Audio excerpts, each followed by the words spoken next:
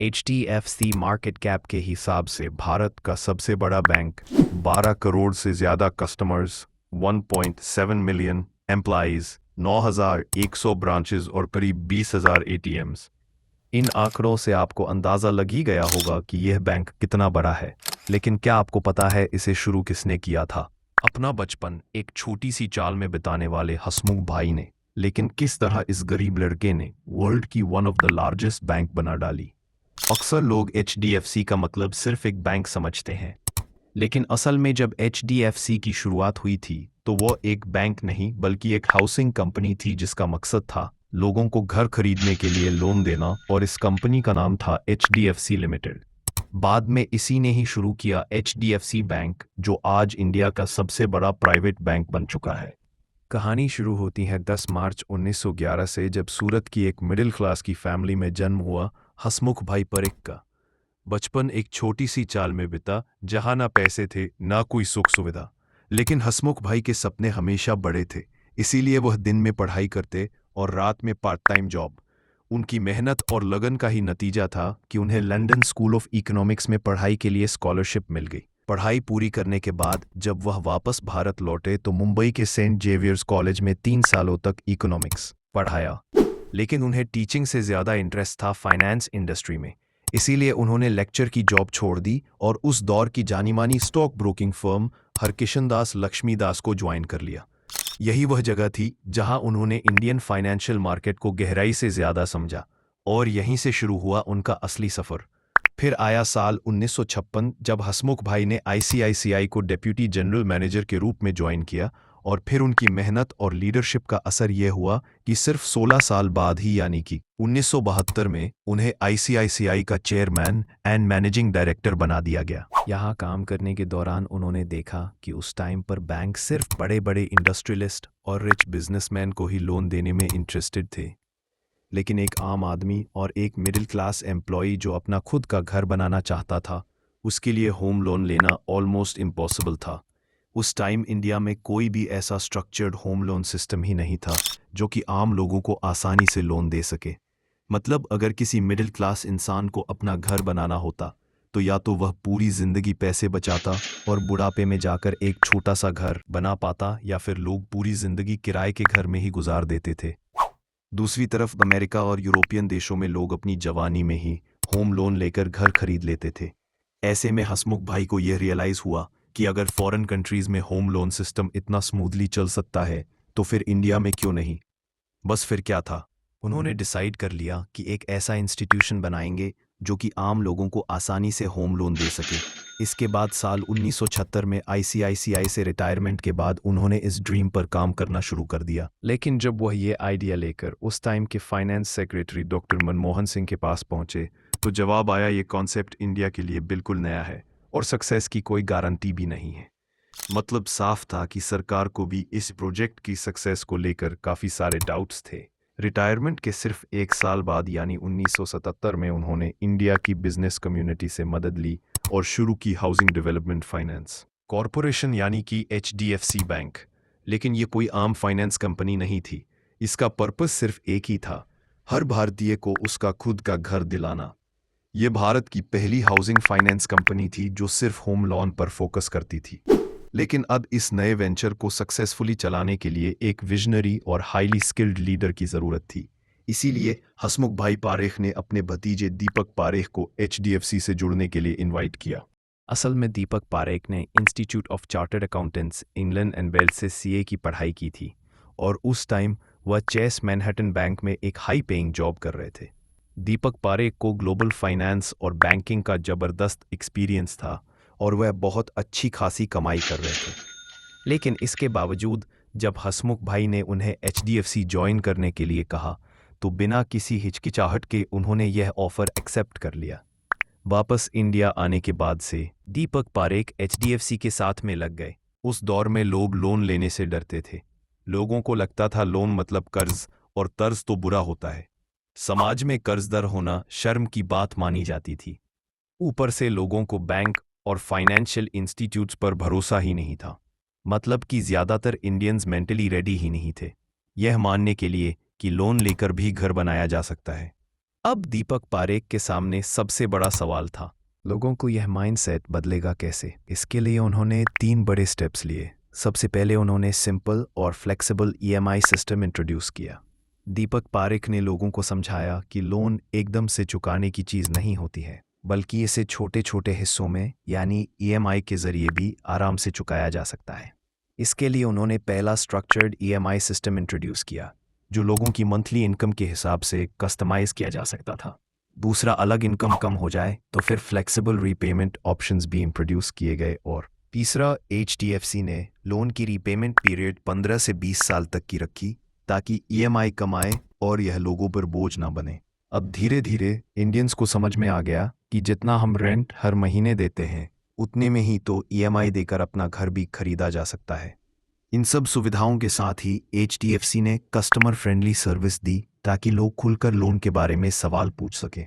इन सारे एफर्ट्स का नतीजा ये हुआ कि धीरे धीरे एचडीएफसी के कस्टमर्स बढ़ने लगे और फिर 1980 से लेकर 1990 तक एचडीएफसी बन गया इंडिया का सबसे बड़ा हाउसिंग फाइनेंस प्रोवाइडर। चाहे बड़े शहर हो, छोटे कस्बे या गांव, लाखों इंडियन फैमिलीज का घर खरीदने का सपना एचडीएफसी ने पूरा किया।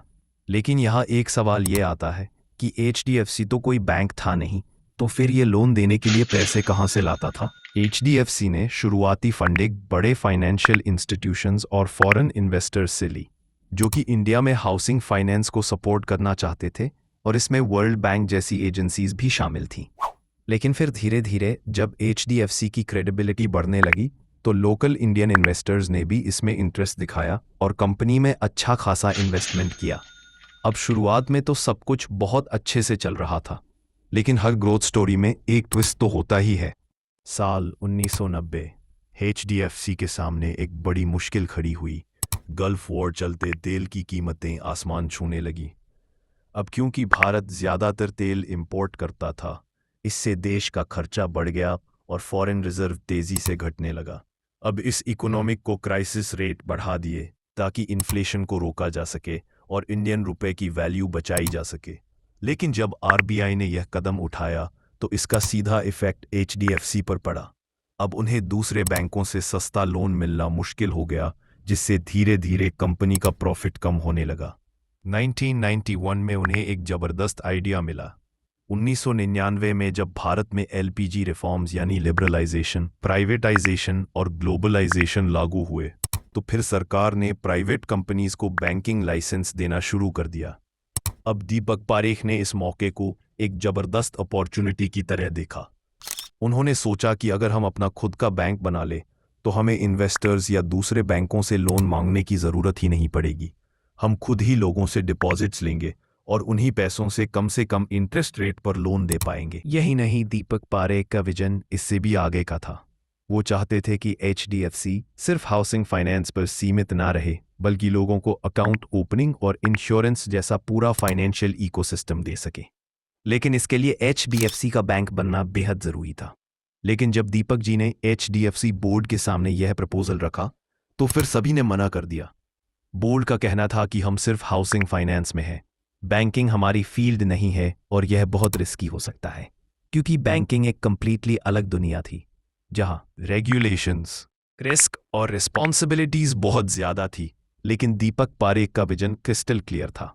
उन्होंने बोर्ड को समझाया कि अगर हमें लॉन्ग टर्म और सस्टेनेबल ग्रोथ चाहिए, तो फिर एक बैंक का होना बहुत ज़रूरी है। काफ़ी कोशिशों और डिस्कशन के बाद आखिरकार दीपक पारेख बोर्ड को कन्विंस करने में कामयाब तो हो गए। लेकिन बोर्ड ने हाँ बोलने से पहले 2 शर्तें रखी। सबसे पहली शर्त थी कि एचडीएफसी की एग्जिस्टिंग टीम नए बैंक को नहीं संभालेगी। यह बैंक एक कंप्लीटली न्यू लीडरशिप और इंडिपेंडेंट मैनेजमेंट के साथ में चलेगा। दूसरी शर्त थी कि दीपक पारेख खुद के टुडे ऑपरेशंस में एक्टिवली शामिल नहीं होंगे, वह सिर्फ गाइडेंस देंगे जब ज़रूरत होगी। अब यह शर्तें थोड़ी सख्त ज़रूर थी, लेकिन पारेख जी को पता था कि अगर सही लीडर मिल गया, तो फिर यह बैंक इंडिया में गेम चेंजर साबित होगा। और फिर इसी भरोसे के साथ 1994 में एचडीएफसी बैंक की नींव रखी गई। लेकिन अब सवाल था कि इस बैंक को चलाएगा कौन। तो फिर इसके लिए दीपक पारेख ने आदित्य पुरी को चुना, जो कि उस समय सिटी बैंक मलेशिया के सीईओ थे। अब यहाँ पर आदित्य पुरी भी एक हाई पेइंग, स्टेबल और कंफर्टेबल जॉब में थे। लेकिन दीपक पारेख जानते थे कि पुरी जी के पास वह सारी क्वालिटीज है जो कि इस नए बैंक को चाहिए। अब किसी भी इंसान को सिटी बैंक जैसे इस्टेब्लिश कंपनी छोड़कर एक बिल्कुल नए और रिस्की सफर में लाना आसान तो बिल्कुल भी नहीं था, लेकिन फिर भी दीपक पारेख जी ने उन्हें कन्विंस कर लिया और इस तरह से सितंबर 1994 में आदित्य पुरी ने एचडीएफसी बैंक के सीईओ का पद संभाला। लेकिन उन्होंने एक शर्त भी रखा कि उनके डिसीजन में कोई भी दखल अंदाजी नहीं करेगा। जब आदित्य पुरी पहली बार अपना ऑफिस देखने के लिए पहुंचे तो फिर वह एकदम शॉक्ड रह गए, क्योंकि ना तो वह चमचमाती कॉरपोरेट बिल्डिंग थी, ना कोई एयर कंडीशनर और लग्जरी सेटअप। असल में एचडीएफसी बैंक की शुरुआत मुंबई के सेंटोस हाउस में हुई थी, जहां टूटी फूटी कुर्सियां थीं, अधूरा फर्नीचर और जगह जगह टेम्परेरी वुडन पार्टीशंस लगे हुए थे। असल में एचडीएफसी बैंक की जो पहली टीम बनाई गई थी उसमें बैंक ऑफ अमेरिका और आरबीआई जैसे वर्ल्ड क्लास इंस्टीट्यूट से टॉप प्रोफेशनल्स को हायर किया गया था, जो कि हाई राइज बिल्डिंग्स, ग्लास और कैबिन और मॉडर्न टैक्स सिस्टम के आदी थे। लेकिन वो लोग एक ऐसे बैंक में कदम रखने जा रहे थे जहां ना सुविधा थी, ना बहुत बड़ा ब्रांड नेम और ना ही कोई गारंटी कि ये बैंक आगे भी चल पाएगा या नहीं। ऊपर से 1990 के उस दौर में इंडियन बैंकिंग सेक्टर पूरी तरह से सरकारी बैंकों के कब्जे में था। एसबीआई, पीएनबी और बैंक ऑफ बड़ौदा जैसे जॉइंट्स मार्केट में छू गए थे और जनता का भी भरोसा बस इन्हीं पर था। जबकि प्राइवेट बैंक में लोग अपना पैसा जमा करने से डरते थे, क्योंकि उन्हें लगता था कि यह बैंक उनका पैसा लेकर ना भाग जाए। ऐसे में आदित्य पुरी और उनकी टीम के लिए सबसे पहला और बड़ा चैलेंज था कि वो लोगों का भरोसा कैसे जीते। असल में 1990 से पहले इंडिया में बैंकिंग एकदम स्लो और बोरिंग और पेपर वर्क से भरी हुई चीज मानी जाती थी। बैंकिंग सिर्फ अमीर, बड़े इंडस्ट्रियलिस्ट और बिजनेसमैन के लिए थी। आम आदमी के लिए बैंक जाना भी एक टेंशन जैसा लगता था। इसीलिए आदित्य पुरी और उनकी टीम ने अपनी बैंकिंग सर्विस को जितना हो सके उतना लोगों के लिए आसान बनाया। उन्होंने सेविंग अकाउंट और फिक्स डिपॉजिट्स को अग्रेसिवली प्रमोट किया ताकि हर इंडियन व्यक्ति बैंकिंग से जुड़े। और फिर जब लोग एचडीएफसी बैंक से जुड़ने लगे तब पर्सनल लोन, क्रेडिट कार्ड और छोटे छोटे बिजनेस को फंडिंग देने जैसी सर्विसेज भी शुरू कर दी। इस सब का असर ये हुआ कि साल 1996 में एचडीएफसी बैंक की बैलेंस शीट 10 बिलियन को पार कर गई थी। उसी टाइम आदित्य पुरी ने देखा कि इंडिया में मोबाइल फोन्स का बूम आ रहा है, इसीलिए उन्हें एक नया आइडिया आया कि जब बैंकिंग को सिर्फ ब्रांचेस में क्यों रखे, जब वह हर इंसान के पॉकेट तक पहुंच सकती है। इसी सोच के साथ 2000 में एचडीएफसी बैंक ने पहली बार इंट्रोड्यूस किया कि एसएमएस बेस्ड मोबाइल बैंकिंग। अब कस्टमर को ब्रांच जाने की जरूरत नहीं थी, बस एक एसएमएस भेजिए और आपका balance check, mini statement, chequebook request और यहां तक कि डिटेल्ड अकाउंट स्टेटमेंट भी आ जाएगा। एचडीएफसी बैंक के इस कदम से बैंकिंग सुविधाएं पहले से और भी ज्यादा कन्वीनियंट और फास्ट बन गई, जिस वजह से यह बैंक धीरे धीरे लोगों को पहली पसंद बनने लगा। इस दौरान एचडीएफसी का ग्रोथ फेज को बहुत अच्छे से एंजॉय कर रहा था। लेकिन तभी साल 2008 में आई एक ऐसी तूफानी लहर जिसने पूरी दुनिया की इकोनॉमी को हिलाकर रख दिया। Global financial crisis. ये मंदी इतनी भयानक थी कि दुनिया के कुछ सबसे बड़े फाइनेंशियल इंस्टीट्यूशंस ही डूब गए। यहाँ तक कि लेमन ब्रदर्स, वॉशिंगटन म्यूचुअल और मेरिल लिंच जैसे बड़े नाम भी इस चपेट में आ गए थे। लेकिन यह क्राइसिस आया कैसे था? असल में सस्ते होम लोन बांटने शुरू कर दिए। यहाँ तक कि उन लोगों को भी लोन दिया गया जिनके पास उन्हें चुकाने की आर्थिक क्षमता भी नहीं थी। जब लाखों लोग लोन चुकाने में फेल हो गए तो पूरी बैंकिंग सिस्टम हिल गई और अमेरिका का फाइनेंस एम्पायर एक एक करके गिरने लगा। इसका असर सिर्फ अमेरिका तक सीमित नहीं रहा, बल्कि पूरी दुनिया की इकोनॉमी क्राइसिस में आ गई। इंडिया भी इससे अछूता नहीं रहा। सक्सेस एक साल में 50% तक गिर गया। कंपनीज को कैश की भारी कमी होने लगी और बैंक्स के ऊपर भी रिपेमेंट का भारी दबाव बढ़ने लगा। लेकिन इसी बवंडर के बीच एचडीएफसी चट्टान की तरह अड़े खड़ा रहा। लेकिन सवाल है कि आखिर कैसे? तो जवाब है secure banking strategy. HDFC bank ने कभी भी हाई रिस्क लोन पर भरोसा नहीं किया। मतलब ऐसे लोगों को लोन ही नहीं दिया जो कि रीप करने की कंडीशन में नहीं थे। इससे एचडीएफसी बैंक का डिफॉल्ट रेट हमेशा से लो रहा। साथ ही एचडीएफसी बैंक विदेशी कर्ज पर ज्यादा निर्भर नहीं था, इसीलिए ग्लोबल फाइनेंशियल क्राइसिस का इस पर कुछ खास असर नहीं पड़ा। और फिर यहीं स्टेबिलिटी और कस्टमर ट्रस्ट बनी उसकी सबसे बड़ी ताकत। कुछ इसी तरह से 2013-14 तक एचडीएफसी बैंक बन गया भारत का सबसे बड़ा क्रेडिट कार्ड इशूअर। नथिंग, क्योंकि अक्टूबर 2014 तक एचडीएफसी के पास में थे 5.5 मिलियन से भी ज़्यादा एक्टिव क्रेडिट कार्ड यूजर्स, जो कि 2016 में बढ़कर 7.1 मिलियन तक पहुंच गए थे।